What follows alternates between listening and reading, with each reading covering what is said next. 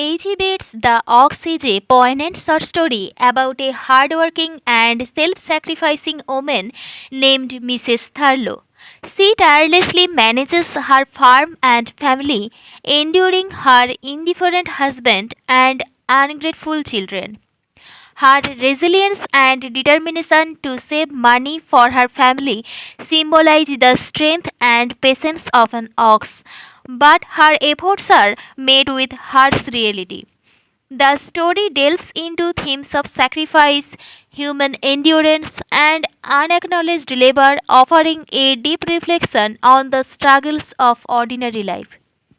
Let's start. Short story The Ox by H.E. Bates. The Thurlows lived on a small hill. As though it were not high enough, the house was raised up as on invisible stilts with a wooden flight of steps to the front door. Exposed and isolated, the wind striking at it from all quarters, it seemed to have no part with the surrounding landscape. Empty ploughed lands in wintertime stretched away on all sides in wet steel curves. At 7:30 every morning, Mrs. Thurlow pushed her great rusty bicycle down the hill. At 6 every evening, she pushed it back, loaded always with grey bundles of washing, oil cans, sacks, cabbages, bundles of old newspaper, boughs of wind-blown wood, and bags of chicken food. The bicycle could never be ridden. It was a vehicle of necessity. Her relationship to it was that of a beast to a cart. Sloping along beside it, flat, heavy feet pounding painfully along under mud stained skirts, her face and body ugly with lumpy angles of bone, she was like a beast of burden. Coming out of the house, raised up even above the level of the small hill, she stepped into a country of wide horizons. This fact meant nothing to her. The world into which she moved was very small. From 6 to 9, she cleaned for the two retired sisters, 9 to 12 for the retired photographer, 12:30 to 3 for the poultry farm, 4 to 6 for the middle aged bachelor. She did not think of going beyond the four lines which made up the square of her life. She thought of other people going beyond them, but this was different. Staring down at a succession of wet floors, working always for other people against time, she had somehow got into the habit of not thinking about herself.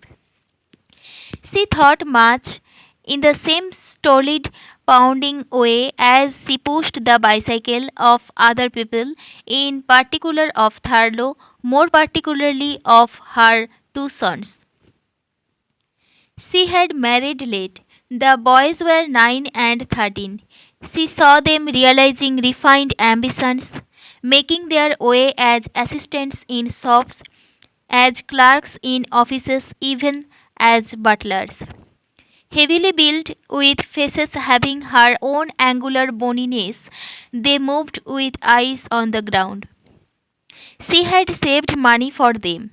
For 15 years she had hoarded the scrubbing and washing money, keeping it in a barn bag under a mattress in the back bedroom. They did not know of it.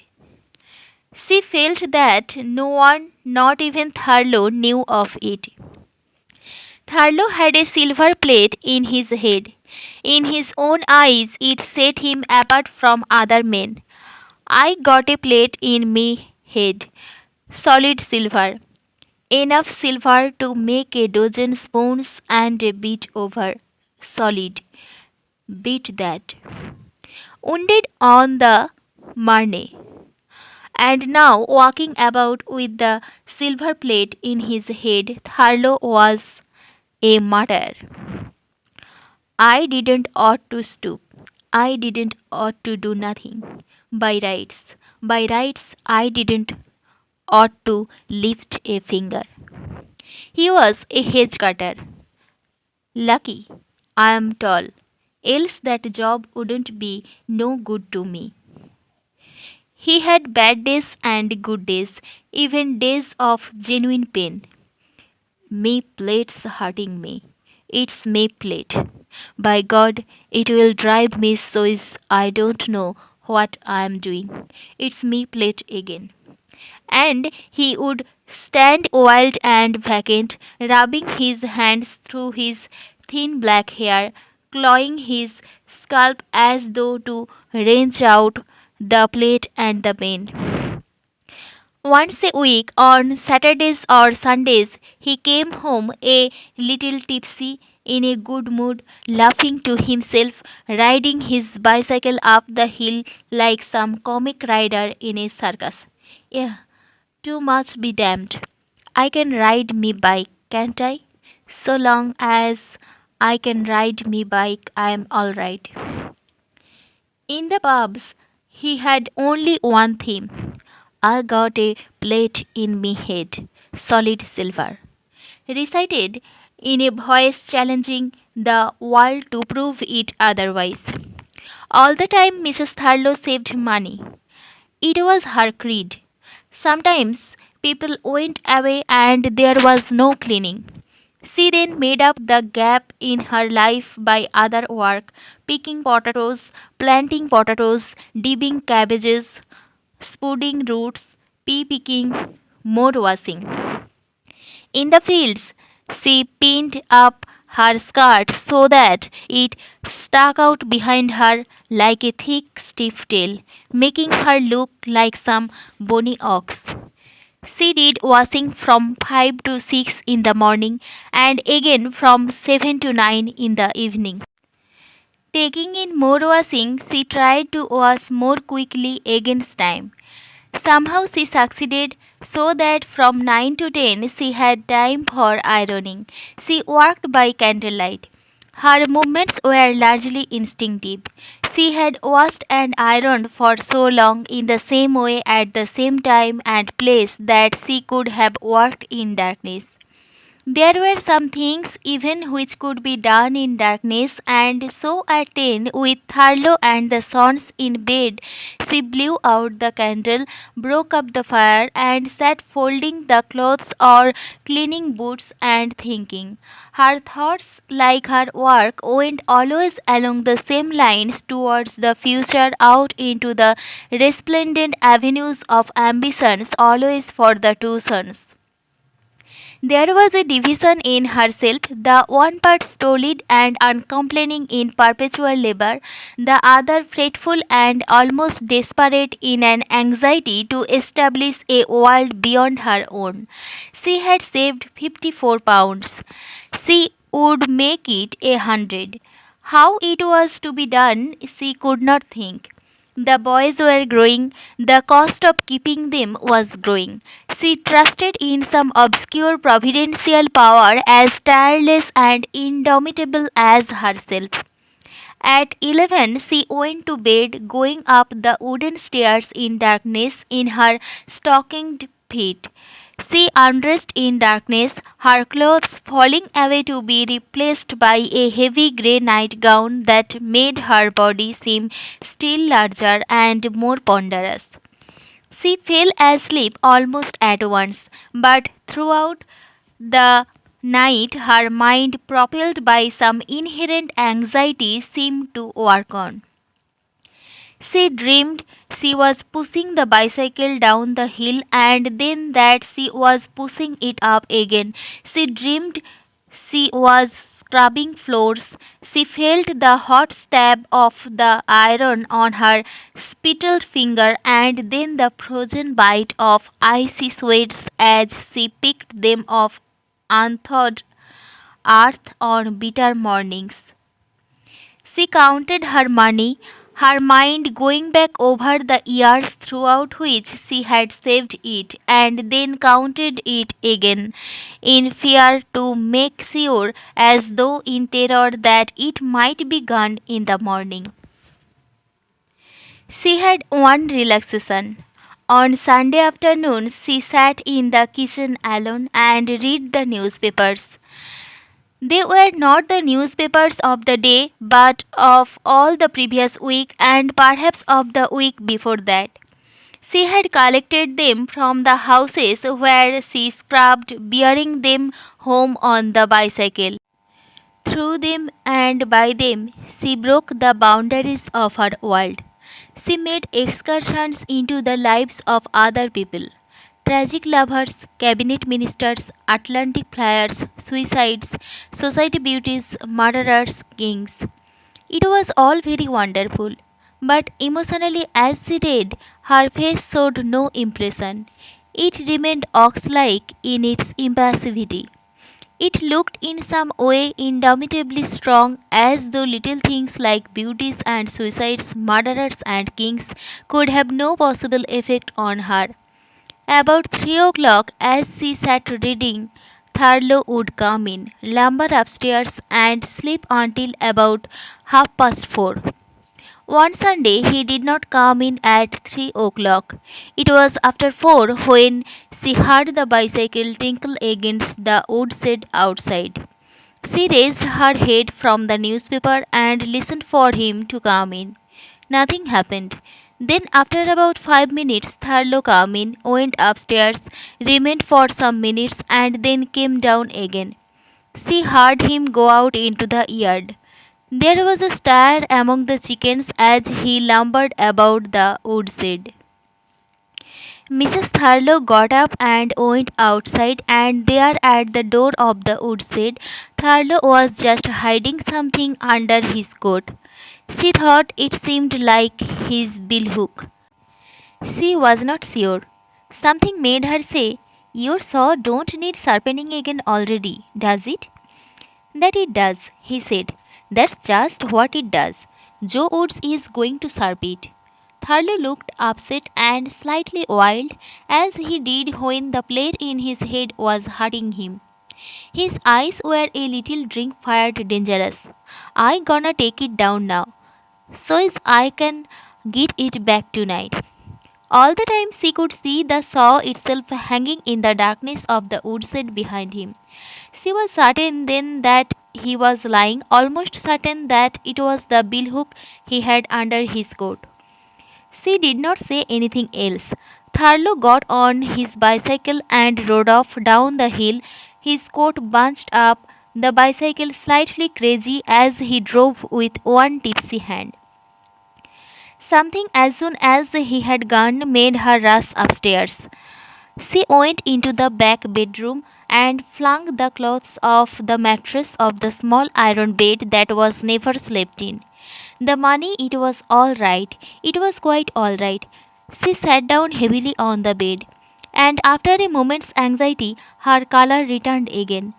The solid, immeasurably passive calm with which she scrubbed, read the newspapers, and pushed the bicycle. In the evening, the boys at church, she walked again. She darned socks, the cuffs of jackets, cleaned boots, sorted the washing for the following day. The boys must look well, respectable. Under the new scheme, they went now to a secondary school in the town. She was proud of this, the first real stepping stone to the higher things of the future. Outside, the night was windy, and she heard the now brief, now very prolonged moan of wind over the dark winter ploughed land. She walked by candlelight. When the boys came in, she lighted the lamp. In their hearts, having now some standard by which to judge her, they despised her a little. They hated the cheapness of the candlelight. When they had eaten and gone lumbering up to bed like two colts, she blew out the lamp and walked by candlelight again. Thurlow had not come in. He came in a little before 10. She was startled, not hearing the bicycle. "You want something to eat?" "No," he said. He went straight into the scullery. She heard him washing his hands, swilling the sink, washing, swilling again. "You want the light?" she called. "No." He came into the kitchen. She saw his still wet hands in the candlelight. He gave her one look and went upstairs without speaking. For some time she pondered on the memory of this look, not understanding it. She saw in it the wildness of the afternoon, as though the plate were hurting him, but now it had in addition fear and above fear defiance. She got the candle and went to the door. The wind tore the candle flame down to a minute blue bubble which broke, and she went across the yard to the woodshed in darkness. In the woodshed, she put a match to the candle again, held the candle up at eye level, and looked at the walls.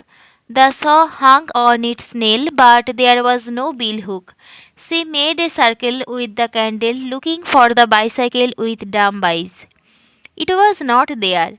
She went into the house again. Candleless, faintly perturbed, she went up to bed.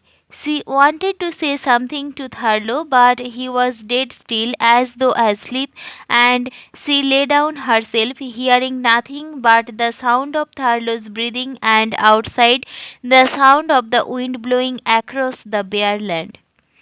Asleep, she dreamed, as nearly always, about the bicycle, but this time it was Thurlow's bicycle, and there was something strange about it.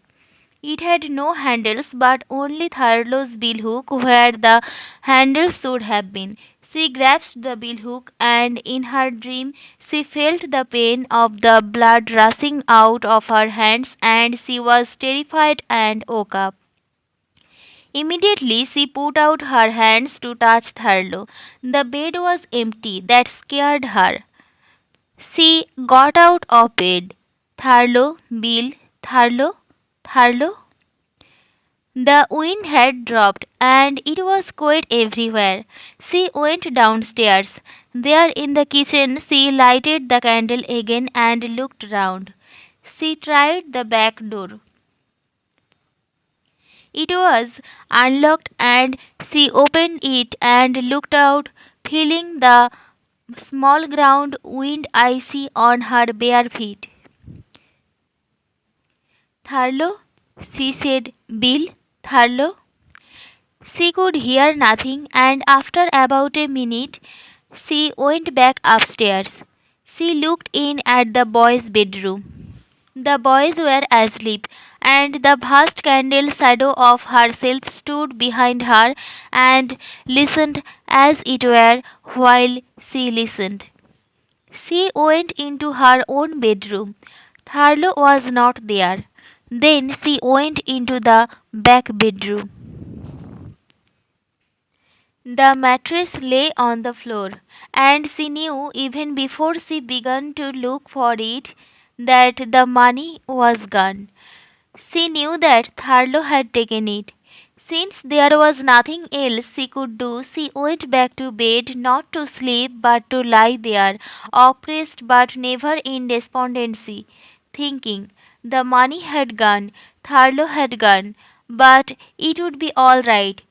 Just before 5, she got up, fired the chopper, and began the washing. At 7, she hung it out in long grey lines in the wintry grey light, holding the pegs like a bit in her teeth. A little after 7, the boys came down to wash in the scullery. Here, here, mum. There is blood all over the sink. Your dad killed a rabbit, she said. That's all. She lumbered out into the garden to cut cabbages. She cut 3 large cabbages, put them in a sack, and, as though nothing had happened, began to prepare the bicycle for the day. She tied the cabbages on the carrier, 2 oil cans on the handlebars, and then on the crossbar a small bundle of washing clean which she had finished on Saturday. That was all, nothing much for a Monday.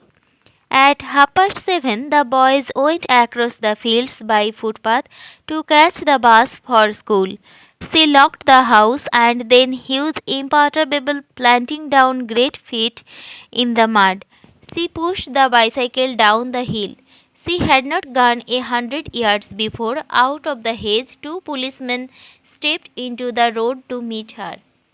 We were wondering if Mr. Thurlow was in. No, she said. She had not in. You had not seen him?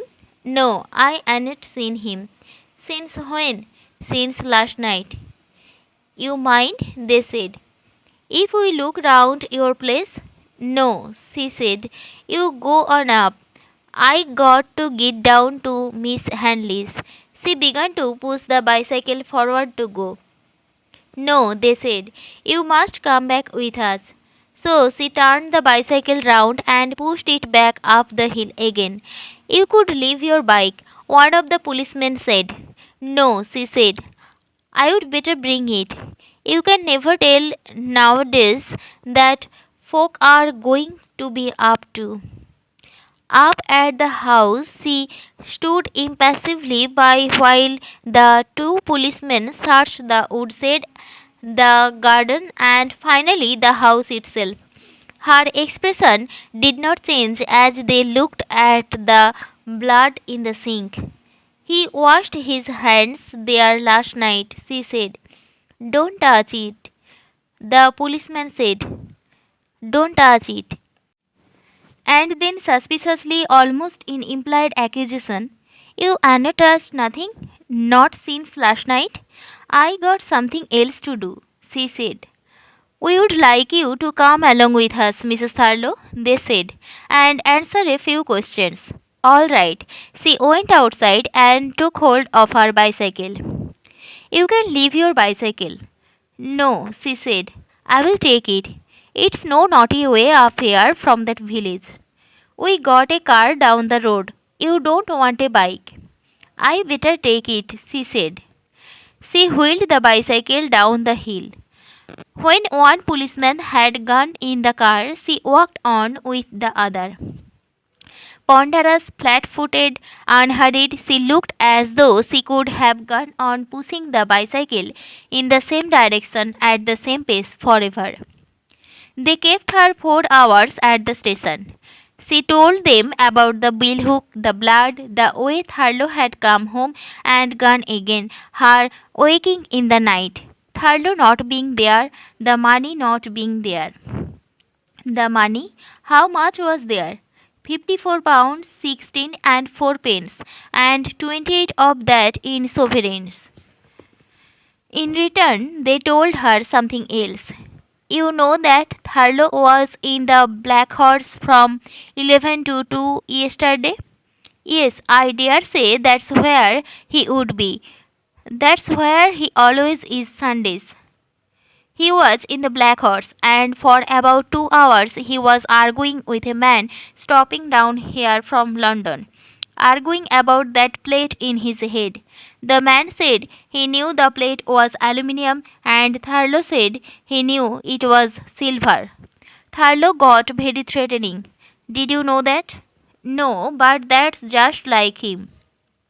This man hasn't been seen since, and Thurlow hasn't been seen since, except by you last night. Do you want me any more? She said. I ought to have been at Miss Hanley's hours ago. You realize this is very important, very serious. I know, but how am I going to get Miss Hanley in, and Mrs. Ackott, and then the poultry farm, and then Mr. George? We will telephone Miss Hanley and tell her you can't go. The money? She said. That's what I can't understand. The money?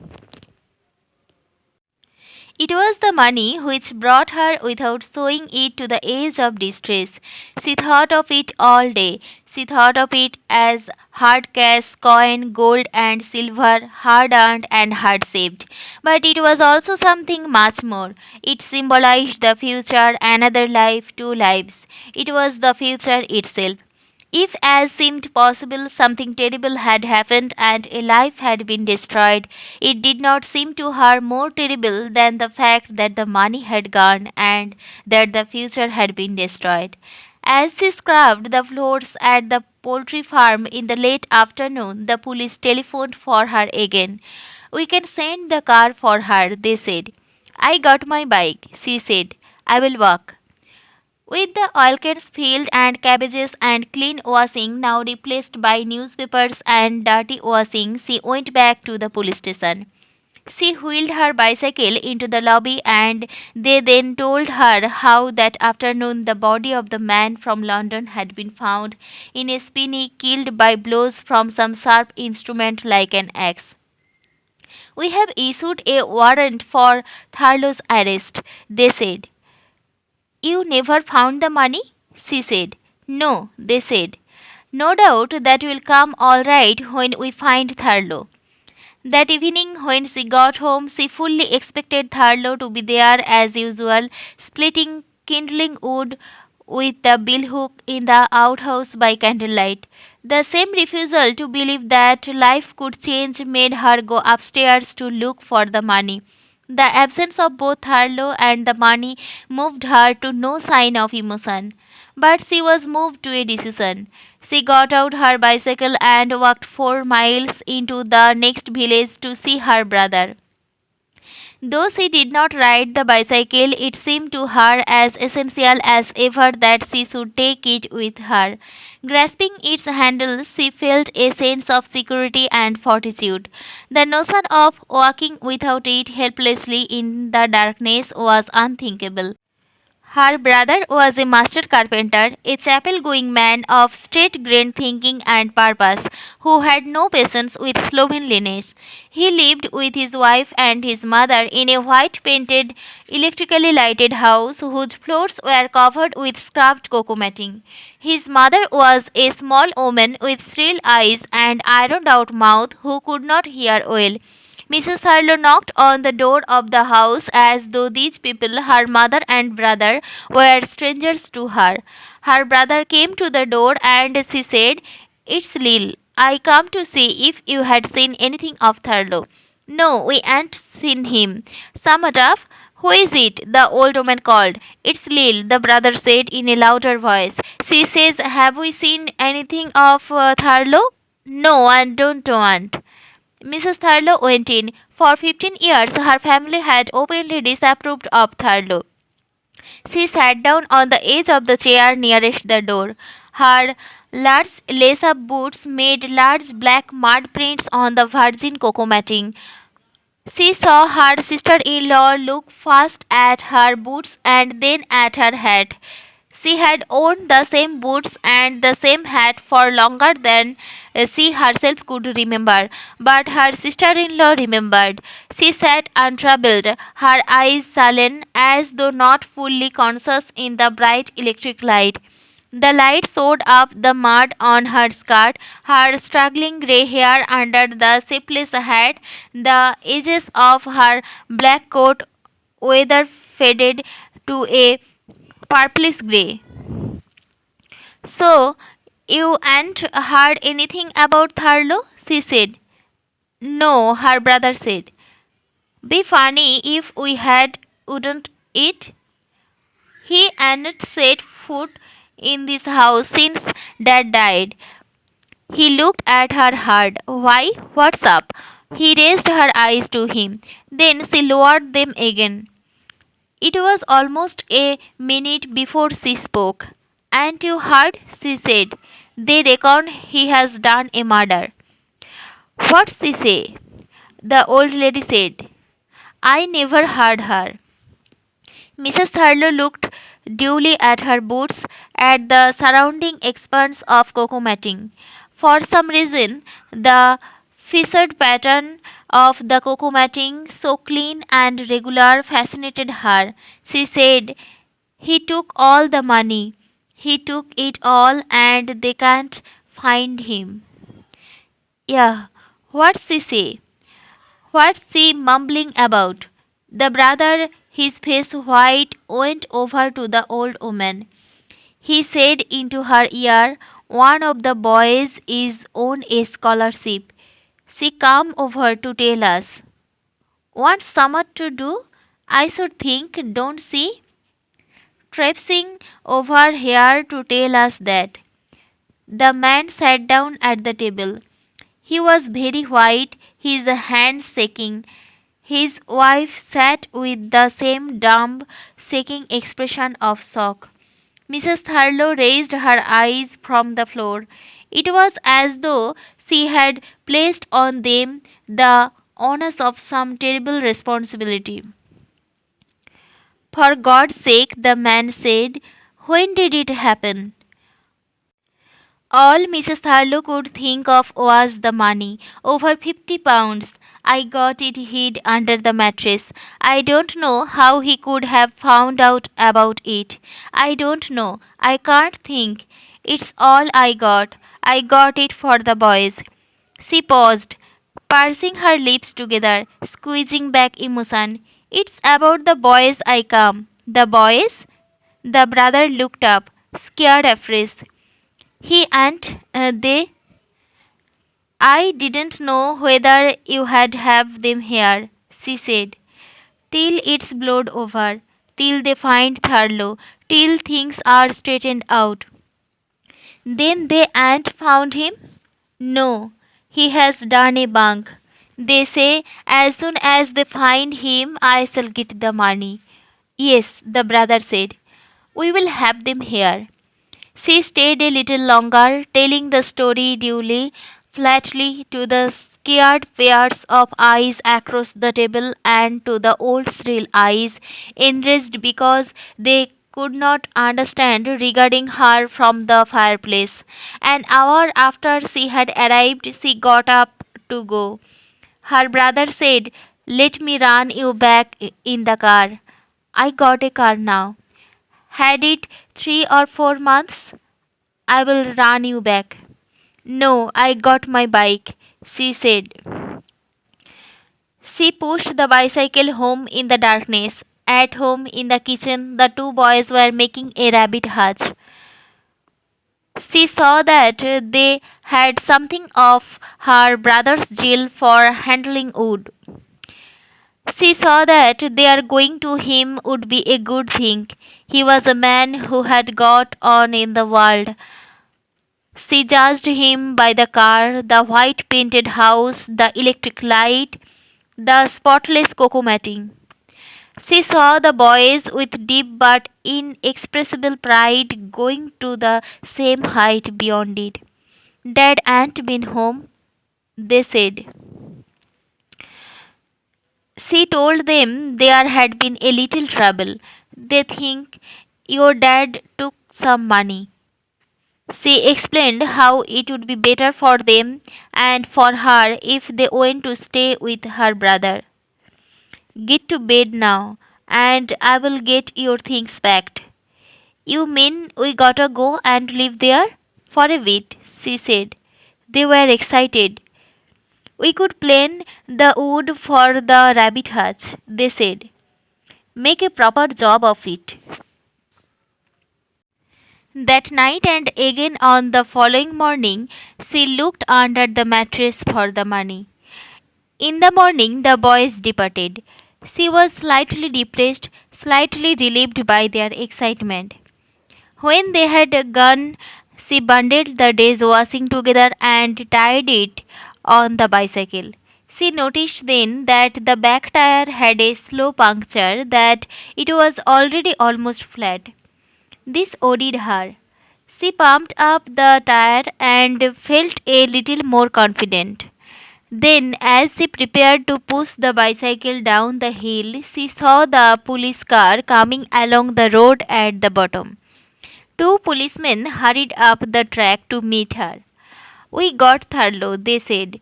We would like you to come to the station. Is he got the money? She said. There hasn't been time, they said, to go into that. As on the previous morning, she pushed her bicycle to the village, walking with one policeman while the other drove on in the car. Of Thurlow she said very little. Now and then she stopped and stooped to pinch the back tire of the bicycle. Like I thought, I got a slow puncture, she would say.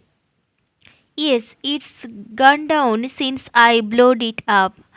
I shall have to leave it at the bike shop as we go by. Once she asked the policeman if he thought that Tharlo had the money. He said, I am afraid he has done something more serious than taking money. She pondered over this statement with dull astonishment. More serious? She knew that nothing could be more serious. To her, the money was like a huge and irreplaceable section of her life. It was part of herself, bone and flesh, blood and sweat. Nothing could replace it. Nothing, she knew with absolute finality, could mean so much. In the village, she left the bicycle at the cycle shop. Walking on without it, she lumbered dully from side to side, huge and unsteady, as though lost. From the cycle shop window, the repair squinted after her, excited. Other people looked from other windows as she lumbered past, always a pace or two behind the policeman, her ill shaped feet painfully set down. At the entrance to the police station, there was a small crowd. She went heavily into the station. Policemen were standing about in a room. An inspector, many papers in his hand, spoke to her. She listened heavily. She looked about for a sign of Thurlow. The inspector said with kindness, Your husband is not here. She felt a sense of having been cheated. They are detained him at Medford. We are going over there now. You know anything about the money? She said. 5 minutes later, she drove away with the inspector and two other policemen in a large black car. Traveling fast, she felt herself hurled as it were beyond herself. Mind and body seemed separated, her thoughts numbed. As the car entered the town, slowing down, she looked out of the side windows, saw posters, Medford murder arrest. People seeing policemen in the car gaped, murder sensation man detained. Her mind registered impressions gravely and confusedly. People and postures were swept away from her, and she was conscious of their being replaced by other people. The police station, corridors in the station, walls of brown glazed brick, fresh faces, a room, desk covered with many papers, eyes looking at her, box files in white rows appearing also to look at her, voices talking to her, an arm touching her, a voice asking her to sit down. I have to tell you, Mrs. Thurlow, that we have detained your husband on a charge of murder. He say anything about the money? He has made a statement. In a few minutes he will be charged and then remanded for further inquiries. You are at liberty to see him for a few moments if you would like to do so. In a few moments she was standing in a cell looking at Thurlow. He looked at her as though he did not know what had happened. His eyes were lumps of impressionless glass. He stood with long arms loose at his sides. For some reason he looked strange, foreign, not himself. It was more than a minute before she realized why this was. Then she saw that he was wearing a new suit. It was a grey suit, thick, ready-made, and the sleeves were too short for him. They hung several inches above his thick, protuberant wrist bones, giving his hands a look of inert defeat. You got the money, and you? She said. You got it? He looked at her. Money? The money you took. The money under the mattress. He stared at her. Money? He looked at her with a faint expression of appeal. Money? He continued to stare at her with complete blankness. Money? You remember? She said. The money under the mattress. Yeah, the money, that money, don't you remember? He shook his head. After some moments, she went out of the cell. She carried out with her the sense of Thurlow's defeat as she saw it expressed in the inert hands, the dead, stupefied face, and his vacant inability to remember anything. She heard the court proceedings without interest or emotion. She was oppressed by a sense of increasing bewilderment, a feeling that she was lost. She was torn by impressions she did not understand. I do not propose to put in a statement at this juncture. I ask for a remand until the 16th. Remand granted. Clear the court. This effect of being stormed by impressions continued outside the court as she drove away again in the car. People, many faces, cameras, more faces, postures. The old sensation of mind severed from body, of thoughts numbed. In the village, when the car stopped, there were more impressions, more voices, more people, a feeling of suppressed excitement. We will run you home, the policeman said. No, she said, I got my cleaning to do. I got to pick up my bicycle. She fetched the bicycle and wheeled it slowly through the village. People looked at her, seemed surprised to see her in broad daylight, made gestures as though they wished to speak, and then went on. Grasping the handles of the bicycle, she felt a return of security, almost of comfort. The familiar smooth handlebars hard against her hands had the living response of other hands.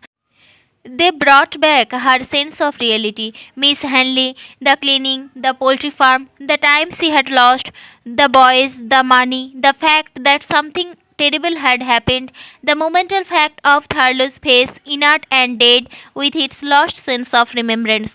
Oppressed by a sense of duty, she did her cleaning as though nothing had happened. People were very kind to her. Miss Henley made tea. The retired photographer would have run her home in his car. She was met everywhere by tender, remote words of comfort. She pushed home her bicycle in the darkness. At Miss Henley's, at the poultry farm, at the various places where she worked, the thought of the money had been partially set aside. Now alone again, she felt the force of its importance more strongly with the beginnings of bitterness. In the empty house, she worked for several hours by candlelight, washing, folding, ironing. About the house, the vague noises of wind periodically resolved themselves into what she believed for a moment were the voices of the two boys. She thought of the boys with calm unhappiness, and the thought of them brought back with renewed force the thought of the money. This thought hung over her with the huge preponderance of her own shadow projected on the ceiling above her. On the following Sunday afternoon, she sat in the empty kitchen as usual and read the stale newspapers. But now they recorded not the unreal lives of other people but the life of Thurlow and herself. She saw Thurlow's photograph, she read the same story told in different words in different papers. In all the stories, there was an absence of all mention of the only thing that mattered. There was no single word about the money. During the next few weeks, much happened, but she did not lose the belief that the money was coming back to her. Nothing could touch the hard central core of her optimism. She saw the slow evolution of circumstances about Thurlow as things of subsidiary importance, the loss of the life he had taken and the loss of his own life as things which, terrible in themselves, seemed less terrible than the loss of ideals built up by her sweat and blood. She knew gradually that Thurlow was doomed, that it was all over. She did not know what to do. Her terror seemed remote, muffled, in some way incoherent. She pushed the bicycle back and forth each day in the same ponderous manner as ever, her feet sloping duly beside it. When she saw Thurlow for the last time, his face had not changed one way or the other from its fixed expression of defeat. Defeat was cemented into it with imperishable finality. She asked him about the money for the last time. Yeah, the money you took it. What you do with it? That money under the mattress? For the first time, she showed some sign of desperation. Please, what you done with it? That money? My money? Yeah, and she knew that he could not remember. A day later, it was all over. 2 days later, she pushed the bicycle the 4 miles to the next village to see her brother. It was springtime, time for the boys to come back to her. Pushing the bicycle at the twilight, she felt she was pushing forward into the future. She had some dim idea, heavily dulled by the sense of Thurlow's death, that the loss of the money was not now so great. Money is money, death is death, the living are the living. The living were the future. The thought of the boy's return filled her with hopes for the future, undated hopes but quite real, strong enough to surmount the loss of both Thurlow and money. At her brother's, they had nothing to say.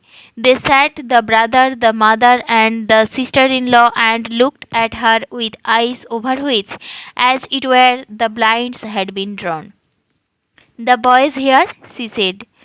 They are making a bit of a wheelbarrow. They all right? Yes, he wetted his lips. His clean plain mind had been scared by events as though by a mishandled tool. They don't know nothing. We kept it from them. They ain't been to school and they ain't seen no papers. They think he is in jail for stealing money. She looked at him dully. Stealing money? That's what he did do. That money I told you about. That money I had under the mattress. Well, he said slowly, it's done now. What did he do with it? She said. What did he reckon he done with it? He looked at her quickly, unable suddenly to restrain his anger. Done with it? What did he suppose he done with it? Spent it, threw it away, boozed it. What else? You know what he was like? You knew. You had your eyes open. You knew that. Will, his wife said. He was silent. The old lady said, yeah, what's that? What's the matter now? The brother said in a loud voice, nothing. Then more softly, she don't know everything. I came to take the boys back, Mrs. Thurlow said. He was silent again. He wetted his lips. He struck a match on the warm fire hob. It sputtered into a sudden explosion, igniting of its own volition. He seemed startled. He put the match to his pipe, let it go out. He looked at Mrs. Thurlow, the dead match in his hands. The boys ain't coming back no more, he said. Yeah, she said. She was stunned. They ain't what? They don't want to come back, he said. She did not understand. She could not speak. Very slowly he said, it's natural. They don't want to come back.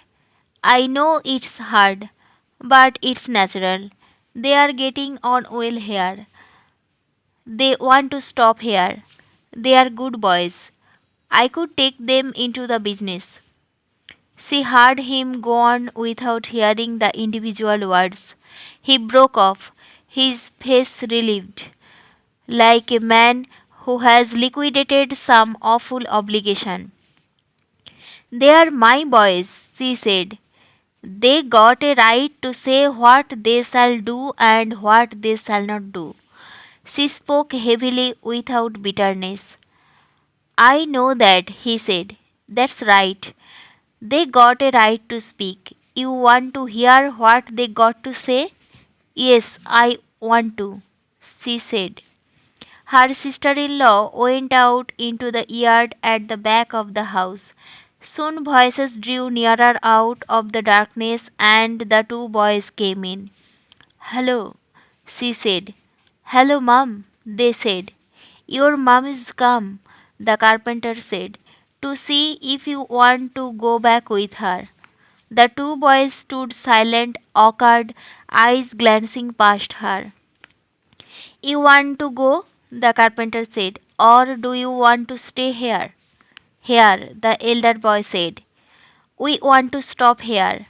You are sure of that? Yes, the other said. Mrs. Thurlow stood silent. She could think of nothing to say in protest or argument or persuasion. Nothing she could say would, she felt, give expression to the inner part of herself, the crushed core of optimism and faith. She stood at the door looking back at the boys. You made up your minds then? She said. They did not speak. I will run you home, her brother said. No, she said. I got my bike. She went out of the house and began to push the bicycle slowly home in the darkness. She walked with head down, lumbering painfully as though direction did not matter, whereas coming she had seemed to be pushing forward into the future. She now felt as if she were pushing forward into nowhere. After a mile or so, she heard a faint hissing from the back tire. She stopped, pressing the tire with her hand. It's slow, she thought. It will last me. She pushed forward. A little later, it seemed to her that the hissing got worse. She stopped again, and again felt the tire with her hand. It was softer now, almost flat. She unscrewed the pump and put a little air in the tire and went on. I better stop at the shop, she thought, and have it done. In the village, the cycle shop was already in darkness. She pushed past it. As she came to the hill leading up to the house, she lifted her head a little. It seemed to her suddenly that the house, outlined darkly above the dark hill, was a long way off. She had for one moment an impression that she would never reach it. She struggled up the hill. The mud of the track seemed to suck at her great boots and hold her down. The wheels of the bicycle seemed as if they would not turn, and she could hear the noise of the air dying once again in the tire.